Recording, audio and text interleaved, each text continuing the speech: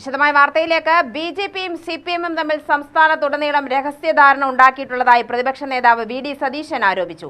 കോൺഗ്രസിന് ഒരു സംസ്ഥാനം കൂടി ഭരണമില്ലാതാക്കാനാണ് ബി.ജെ.പി ശ്രമിക്കുന്നത്. ഇവരുമായാണ് സി.പി.എം അന്തർധാര നടത്തിയിരിക്കുന്നത്. നിങ്ങളൊരു കാര്യം മനസ്സിലാക്കേണ്ടത്, ബി.ജെ.പി കേരളത്തിലെ കോൺഗ്രസിനെ അധികാരത്തിൽ വരാതിരിക്കാൻ വേണ്ടി അവർ ശ്രമിക്കുകയാണ്.